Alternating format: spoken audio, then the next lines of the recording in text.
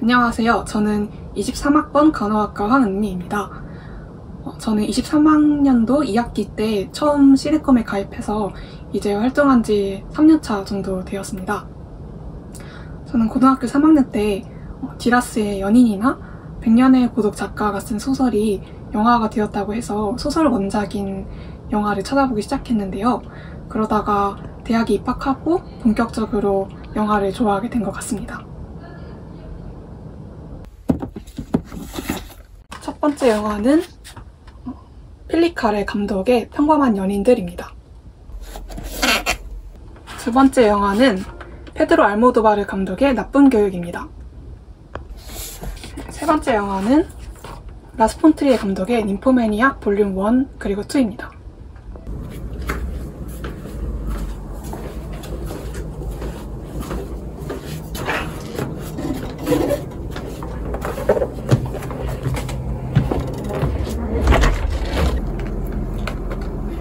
첫 번째는 평범한 연인들인데요.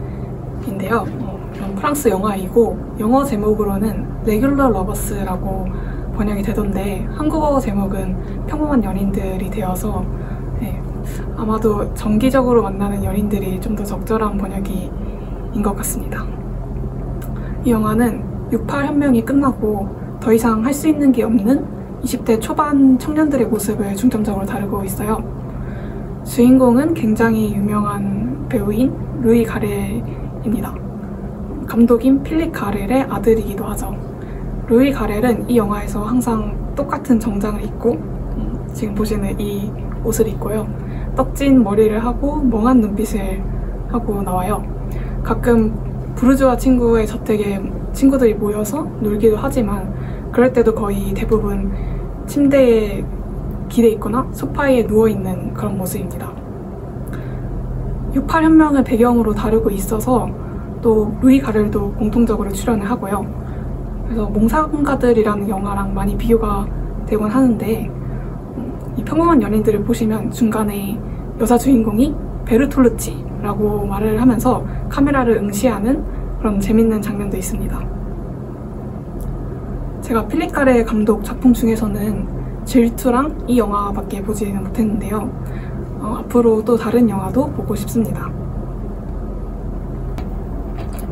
두 번째 영화는 페드로 알모도바르 감독의 나쁜 교육입니다.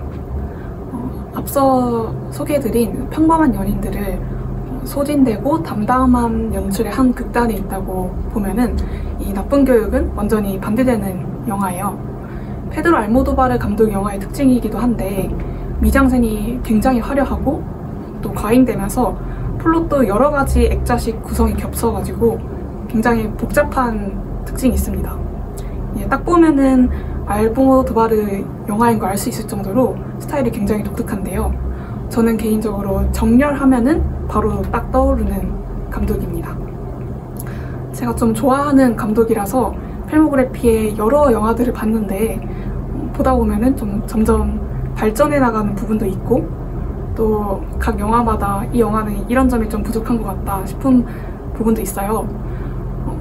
그치만 제가 이 감독을 정말 좋아하는 거는 이런 기본적으로 과잉된 연출 스타일을 유지하면서 이야기도 휘몰아치고 있는데 그러다가 어떤 진실된 순간이라는 게 영화에서 딱 튀어나오는 그런 부분이 있어가지고 그게 정말 감동적이라고 저는 생각합니다.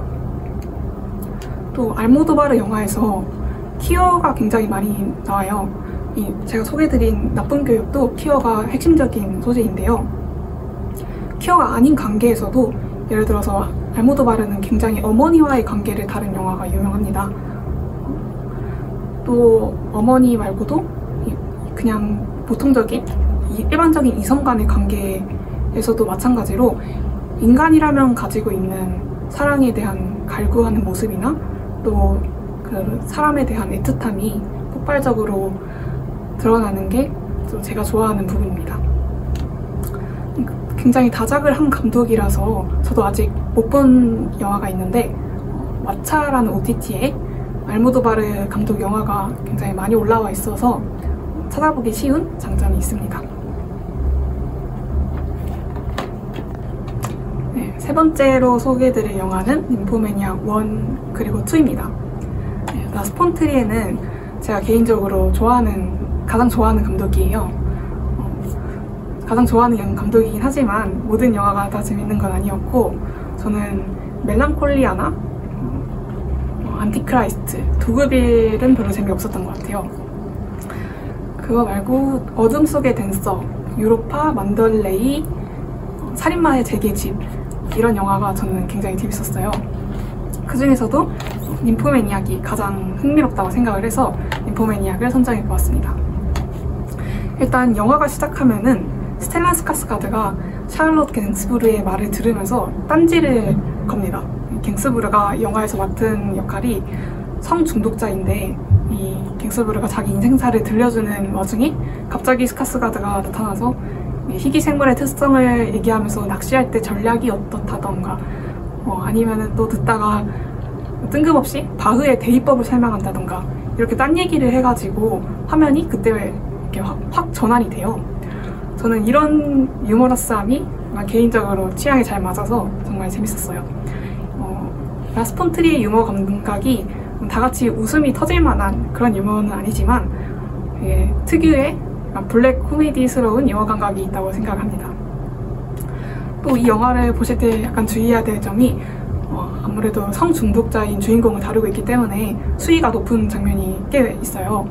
근데 저는 개인적으로 그런 측면 때문에 이 영화가 약간 저평가되고 좀 웃음거리가 되는 부분이 있는 것 같아서 좀 마음이 아픕니다. 특히 ним포매니악에서는 라스 폰 트리에 감독의 굉장히 훌륭한 점을 많이 찾을 수 있다고 생각을 하는데요. 우선 라스 폰 트리의 감독 자체가 핸드헬드라는 카메라 기법을 굉장히 잘 쓴다고 생각을 해요. 핸드헬드를 쓰면서 카메라가 대상에 가까이 다가갈 때 그 대상이 오히려 굉장히 안간 힘을 쓰면서 이걸 밀어내고 있는 듯한 느낌을 스크린을 보면서 받았거든요. 또 핸드헬드가 아닌 장면들은 전반적으로 되게 고요하고 잔잔하게 그렇게 찍혔는데, 이거 보면서 어떤 느낌이냐면 하나의 지점을 위해서 이 연출 자체가 완전하게 만들어져 있다는 생각이 들었어요. 이 점이 되게 우아하다고 생각을 하고, 그래서 소재가 되게 자극적이라고 해도 라스 폰 트리의 영화를 보고 나면은 번잡하고 경박하다는 느낌보다는 쓸쓸한 느낌이 남게 되는 것 같습니다. 그럼 여기까지 영화 3편을 추천해드렸습니다. 감사합니다.